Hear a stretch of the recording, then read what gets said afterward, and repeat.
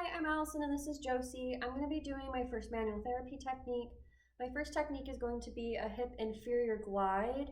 When I was doing my assessment, I noticed that there was some hip movement that was lacking. So this is a good exercise that can be used in the acute phase when the patient is really flared up. That can increase that motion in the hip.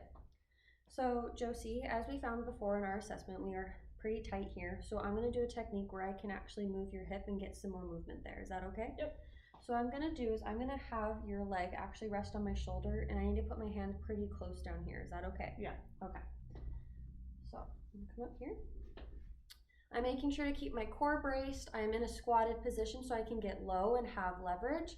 I'm putting my pinkies pretty close to the hip crease, and my movement is going to be kind of like a scooping pattern so I can get that inferior glide as well as a little distraction. Okay, ready? Mm-hmm. I'm also using my body weight backwards to move the leg. How does that feel? Feels good. So I can either hold it here for a little bit of distraction, or I can do some oscillations like a grade 4 mobilization. Still doing okay? Mm-hmm. Okay. My next manipulation technique, my manual therapy technique, is going to be lumbar gapping. So go ahead and lay on your side.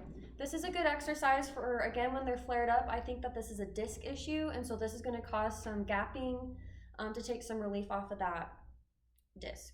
So Josie, I'm going to come on top of you right here with my hands, and then I'm going to try to distract your spine in hopes to give you some pain relief with your disc, okay?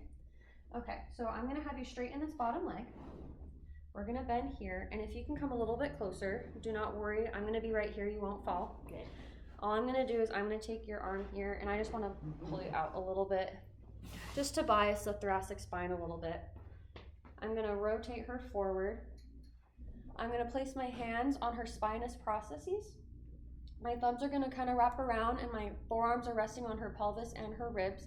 I'm being cautious that I'm not putting too much pressure on the ribs to cause pain, as that can be a tender spot. And while I'm squatting, I'm going to squat low to get that gapping sensation. How does that feel, Josie? Feels good. Okay.